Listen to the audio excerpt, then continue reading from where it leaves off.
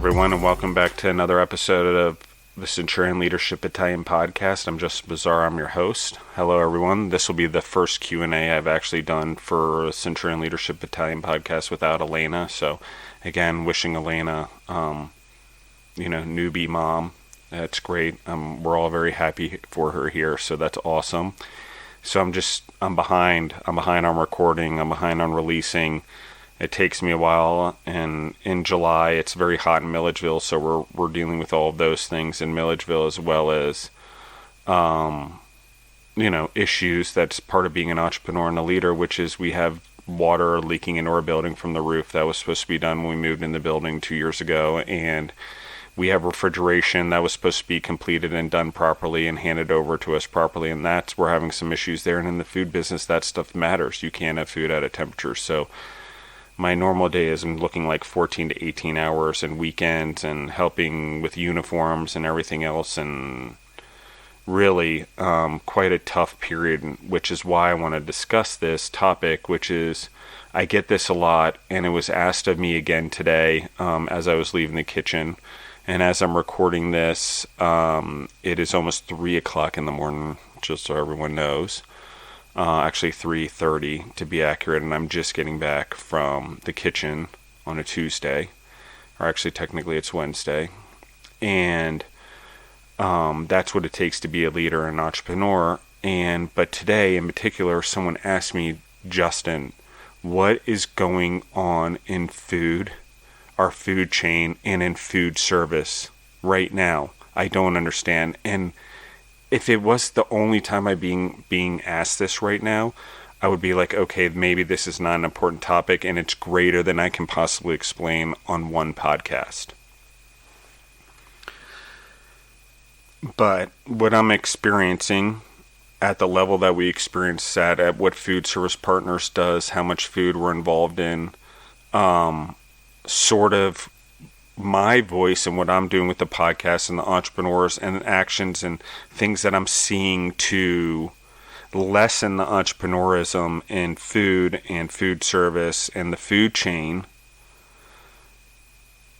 This is a good question, and I feel that now's a good time. And even though I have tons of anxiety going on, I'm worried about my businesses and everyone and all the employees, team members and everything, because we're struggling right now, and I have things that aren't going very well, and individuals that should be leading that aren't leading, and unfortunately, as a leadership thing, in food, you don't have a lot of options right now for food service employees, as you can see in the food service world. So you're often, and we shouldn't be, being held hostage by these employees, by these team members. That is one of the things that's going on in food right now. Whether they're managers, they're not doing their jobs and they're holding you hostage by their knowledge or making you believe you need them. Sometimes even blackmail. Seen it firsthand, know it firsthand, know other people going through it in food because they can hold you hostage. People have phones, they're willing to record things, they're willing to harm the business. And in food, in the level of moral and ethics and where it should be versus where it is, we're struggling. We have no leaders left that are teaching these things in the business because they're not being taught in school. So let's identify with food service first, because that's where I am, and that's where I've spent a majority of my life and my career, and my family has spent a majority of their life and their career. And that is this. We don't know this, and this is probably going to harm me by saying this in terms of some of my relationships, but as an American citizen and as a believer in the United States and as a believer in entrepreneurialism and free market, the biggest problem with food service right now is we as Americans don't run it. We don't run it in our schools. We don't run it in our hospitals. We don't run it in our long-term care homes. It's foreign companies, and there's one or two in particular that dominate the food in the United States. Guess what? They don't care if they get the local produce unless it's popular. They don't care unless they get their rebates from U.S. Foods, which is the problem with the food chain. They are also foreign owned and controlled. U.S. Foods, Cisco, look at who owns these companies. We've turned our entire food system over to foreign companies. Look at the French. They have been known for espionage for decades. But yet we turn over all of our food, which is the most important things for humans. We need to eat, guys, to survive, for our brains to evolve, to grow, for our children to be smart so they have a chance in their children and our legacy and so on and so forth. So we're turning it over to people that have different ideals, different laws of government than we do. They believe in different food standards than we do. Okay, let's go to the food chain. Okay, so let's go. Most of the seafood after the Obama administration is now fished by the Chinese, illegally and illegally. They control the fish. They also now have bought Smithfield. Look it up. Accuracy. I'm talking about true things. You can look up how much do the Chinese control the fish market. Look it up on Google and who owns Smithfield, which is the largest pork producer, processor that ever existed in the United States, and it's Chinese based right now. So when I'm talking about, and everyone hears me jumping up and down about how important it is to have freedom in our animal proteins in alligator, bison, duck, elk, things that aren't produced anywhere else, rabbit, deer, venison, goat, things that we can do in the United States. I'm not kidding. We need to have a product that we export to the world. We need to dominate in food and feed our own population and be in control of our food service, particularly in our schools, which is what our children are being fed, which shouldn't be controlled by a foreign company who can influence the food and nutrition that goes into it very easily. Look at lobbying. So if everyone wants to know what's going on in food and food service and food, I don't need to name the companies. You guys just look it up on your own and draw your own conclusions. While in the United States we don't allow monopolies with our own companies, we certainly allow monopolies to come in and dominate our food from foreign countries. So on a world market, we are not the only country experiencing this type of attack on food. And in the end, you control the food, you control the feed, you control the people, the humans. Communism knows this. Guys, it's part of their handbook. You've seen the Russians try to feed their populations when they were communists. The Chinese try to do. But if you give them longevity and they think in dynasties, in legacies, in thousands of years, corner the food market across the world over a long period of time.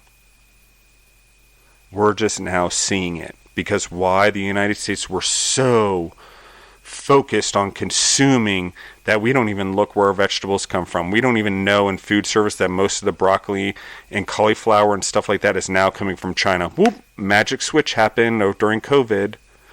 Entrepreneurs go out of business. People are screwing bankruptcy. I've got clients, everything, trying to pay their bills because the Chinese have come in, whether it's plant-based protein, whether it's farming, we're getting killed because we don't protect our markets. And we brought food service companies into our system that are foreign. They don't care about our children the way we do, not in our universities. They don't care about our elderly getting better or recovering the same way that we do, period. They can be Americans in those companies, but if we were Americans and we were running those businesses, we would support the local businesses. We would see that we need diversity in our food, and we wouldn't just outsource it to some foreign company to raise our kids and the elderly or take care of us. I'm not saying those companies don't create jobs, don't pay bills, don't pay taxes. But what I am saying is look at who controls it and what are they after? How do they make money? Rebates. How do the Chinese make money? Corner a market and then raise the price. You see it in fish, seafood across the board. You're seeing it in pork. That's the problem with the supply chain, okay? Then couple in that COVID and the pharmaceuticals took over our entire cold chain for medicine and fucked that all up. Excuse my language. I'm trying not to curse. I'm sorry.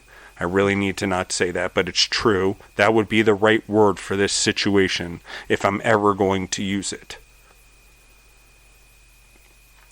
We have literally handed the keys over to foreign countries for something that is the most important thing, and we do how many times per day? So what is the problem with food service, the food chain? Look at the choices that we're making. Look how we spend our money on food. Everyone can eat, but the cheapest isn't always the best for the longevity of our families or the legacy of our families. And so is it more important to have a new app on your phone where you're spending money on the app of your phone buying points and spending $50-$60 a month? Or should you spend an extra $56 a month and support your local farmers and the Americans who are in the food chain and American companies and entrepreneurs? Because guess what? This is not entrepreneurs we're talking about here. These are companies out to corner markets that believe in monopolies, that believe in government control. And government control in business, both the French and the Chinese and other businesses that I'm talking about.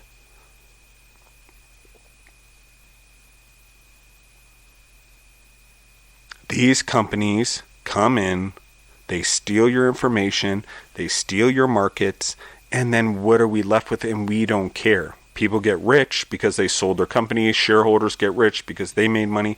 Everyone's happy because we're thinking about the money. It's just short-sighted, guys.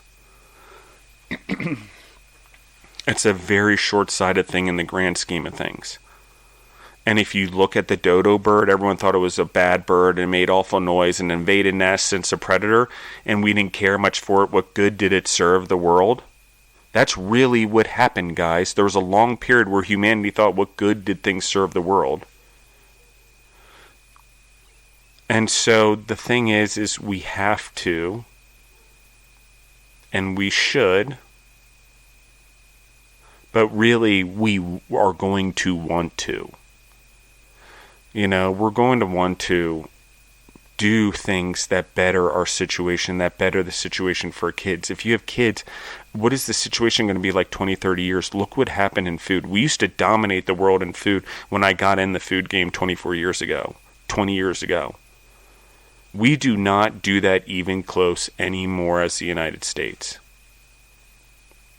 Not even close. Look who owns a majority of the candy. Look who owns companies. Look who's buying up things. Look who controls our supply chains. And if you're an entrepreneur and a leader out there and you're in this space, I hope entrepreneur and Americans are going after hospital contracts. I don't care if it's competition. Go after it, please. It's time we take back our school nutrition, our hospital nutrition, our long-term care nutrition, our university nutrition, the nutrition that's served in our office buildings. Same company, guys. It's not an American company. And while they employ tons and tens of thousands of Americans, what is the motive? How much more do you oversee your children versus the teacher you send your kids off to that does it? Who's going to make sure in the long run there's more there for that child? The parent in which they live in the house, aka the country, the people that care for the benefit of them? Or the person that's off and the teacher who touches upon them every once in a while but doesn't really see them? It's logic. This is logical, guys. This is common human nature, and we need to look at it. And it doesn't matter that there's internet and things do whatever. It's a different fundamental understanding and culture of the way we deal with things as humans, all the way down to the way we eat. Germany has purity laws for their beer. That doesn't mean we would do things like the German government, but that purity law for the beer is a lot better than the laws we have for beer here in terms of purity, making it so it's a good beer. Even with the alcohol in the down parts, there's less depression, less bad things, less substitutes. Why? Because they have these laws. It makes their food healthy. It's a good model, and we're known, everyone loves German beer. Why is it so different? Why does their cookie or their beer so much better than everyone else? Because they made it better and they actually solved, people are going to drink, why not make sure it's pure? and as good as we can. Why not? Wouldn't that make sense? If it's going to happen, let's make sure it actually is maybe some benefit instead of some deterioration, including the purpose that beer serves of taking an edge off. I don't drink, so there's not that for me.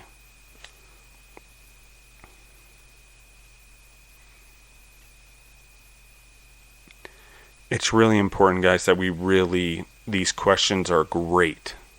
But if we want to know what's going on with the food chain and food service and why it's so messed up, we got to stop looking at the government or people like myself that are in the food business to fix it for us. Because we're not going to be able to fix it unless all of us look at the way we do it and we understand that the way we spend money matters. And yes, we're in a global world, in a global economy. Believe me, I have a 1 MBA, and I've traveled around the world, and I did international business and management. I've gone all over the world. It's very important, and it is a global world. But you got to put on your own mask first before you can put the mask on of someone else. So if we're going to lead in this world, we should probably lead properly and not sell ourselves so cheaply all the time, especially our future. So that's it in a nutshell right now. We don't care about where our food comes from. We don't see it as something that actually supplies us with energy, with health, both physical and mental, guys. Physical, mental, sexual, you name it. But it's all from food in the first place. That's how we were designed. We could only consume things to get nutrition and vitamins and the things that we needed to grow and be humans and be smart in the way that we are intellectual. So we can't deny those things. But we have to know that it's an important part of what we're doing. So if we want our food chains, our food supplies, our farmers, our food service businesses, if we want to have better food and we want to have health and growth, it's not plant-based protein. It's a myth, guys. I'm in that game. Like, it's a good substitute here and there, but vegetarian and veganism, I understand not wanting to kill animals, but plants are organisms too.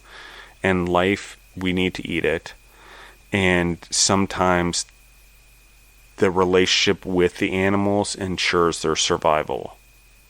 Because if they don't serve us any purposes as humans, they go the way of the dodo bird. Or they serve such a purpose, we overuse them when we have other sources we can be using for animal protein. So instead of looking at it as it's either black or white, vegan or animal, okay, there's a mixture. It's not plant-based protein. It's not 3D printing. But what it is our ability to expand our palette of animal proteins. Snakes, reptiles, other things that maybe were not normally a part of our palate. But guys, sheep used to be part of our palate in the United States after World War II, and we overfed it to the troops over there. And so mutton's no longer as common. But in other countries, people eat sheep and goat all the time, and there's a lot of health benefits to those animals. And that's okay. It's ensured their survival. We have use for them. And they have use for us. We guarantee each other's survival. So when we understand that there is a relationship and we are a higher being, I agree, and we can do more eventually with our relationship with animals and plants and how we transcend and take animals and plants with us to another planet, hopefully, because we're going to have to split the population somehow if we keep growing like this. We can only go up, but we can only 3D print, and you can only grab so much carbon out of the environment before we have to go somewhere else to try to find this stuff. Okay? The important part is the food. If we ensure that we can figure out how to live symbiotically with our food sources, with our animals and our animal proteins, then we should be okay. And things happen But I guarantee you guys, from my own experience, I do 75 hard. No, everyone knows that I'm probably on year 4, but this has been the biggest struggle with the amount of stress I'm under. I have had to start over more times now than I ever had before because I have slipped here and there. Like McDonald's became a real thing. So if everyone's like, what's going on? There is a problem in the grocery stores. There is a problem in food service. There is a problem in restaurants. We need leaders. We need people that are willing to come in and lead in food service, morally and ethically and through core values. We need a generation that sees that there's blue ocean in food service in America, that there's opportunities there, and kids that are working in mom and pop's restaurants whose parents are like, don't get in food and go into computers. No, stay in food, learn as much as you can at a young age in that restaurant. And you will dominate in food if you actually have an open mind and don't develop an ego around what you've learned and been educated in, as we discuss on this podcast, and the ego two episodes ago, I believe. So we need to do these things, guys. Not because I'm trying to be manipulative, because we're going to want to have a better world, and we're going to want to feel healthier, happier, purer, more lovable. All the things we want in life are achievable through the way that we eat. Saving the planet, better environment, better food service, working within what's realistic about our food. How can we rotate it? How can we grow it? How can we get the vitamins in plants? And how can we use science to identify that versus trying to cheat code it? We can't cheat code everything, guys. Haven't we learned as humanity, hard work pays off, and the long road is the only way always. It doesn't matter. We shortcut it. We shortcut life, and most of us quit because we tried to take a shortcut and it didn't work. We think an idea leads to greatness. We think an idea leads to entrepreneurship. We think because we've been survived as an entrepreneur business or a leader for 2 to 3 years that we're destined for greatness. It doesn't happen. You could be around for 24 years. And every day could be a pinpoint because you didn't lead properly, because you allowed bullies in, because you allowed misconduct all over the place. Those are things that happen. You are never not growing. In our food, we got comfortable and we went backwards because we got focused on COVID and survival, and we just didn't care how we were getting our food, and no one cared about producing or what it meant to the most important thing that we need as humans, and we messed up. It's okay. We really messed up. It's okay to admit it, but we need to correct it now. And the way to do that is freedom in the food. How do we become free as humans, as Americans, as other citizens of free countries with our food chain? It will never go away, guys, and there'll be trade and all that, but there is knowing, and as the United States, or as a universalized world eventually, hopefully a united world, and free markets, or whatever the future brings, that we're going to be able to take these same things and bring them. Okay, how do we feed? What is the diversity? What is the animals we have access to? The plants. How can we use that to grow everyone? Feeding everyone's really important. We need to survive. But how do we do it in a way that is beneficial for everyone, that grows the entire world? What's the independence we gain by freeing our food sources? And I mean by looking at it as we have a relationship with them. And the freedom we gain in citizenship, in thought, in independence, in sports. The thing that starts separating us is the way we diversify all of the things, the animal proteins, the plants and the vegetables. So when the Chinese are taking over pork and fish, those are important proteins. They're doing that on purpose. They're controlling proteins they know are very valuable. Pork is a very, very valuable protein to a lot of people. And the fat and the meat and all that serves a lot of purpose when combined with good carbs and good vegetables to make the body really efficient. And as I've been doing some culinary stuff and doing some online stuff and classes, and also doing a lot of research into nutrition and animal-based protein, and educating myself online even more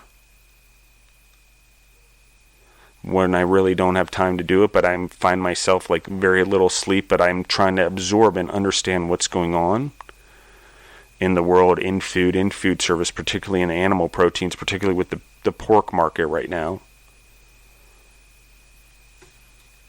You guys should do the same thing. You guys all feel it. Anyone who's listening in that has a restaurant, anyone who's from the food entrepreneurs that listens in that's crossed over, you guys are all feeling this in your food businesses. You know who controls it. You know who shows up and delivers your food every day. Look up who owns that company. Ultimately, who are you buying your food from? How are you spending your money? How are you supporting the jobs in America ultimately? Or in your countries ultimately? And I'm not saying we shouldn't have a worldly view, and that's not what I'm saying. But what I am saying is feeding our local populations, no matter which country you're in, is way important in diversifying the foods that we offer, and then trading the things that we're good at in our countries. America: alligator, bison, elk, rabbit, goat, sheep. And any other countries that have specialties, maybe there's other animals. Maybe there's real buffalo, not the bison we have here, that are edible somewhere. We should look at that stuff. What other animals? Do we eat llama? I don't know. Ostrich, very edible. Grow the shit out of it. Emu, same thing. We need to look at these ostrich and emu protein sources. They're big birds, but we can ensure their survival by starting to use their oils and meat like so many farmers have started to do. But the market fell off because people didn't realize it wasn't about the oil, it's about the meat we want. We want those big birds. They're important to us. Imagine roasting an ostrich or an emu like we do turkey. It's delicious. Trust me. And it's an important source we should add into our proteins. And it ensures their survival. Kangaroos. I know they're a problem. Everyone thinks they're cute, but there's tons of them in Australia. We could think about this. I know I'm going off the deep end to most people because people can't even get their heads around killing an animal or hunting them or whatever, and the cruelty that they see in it, but there's beauty in the exchange of the energy.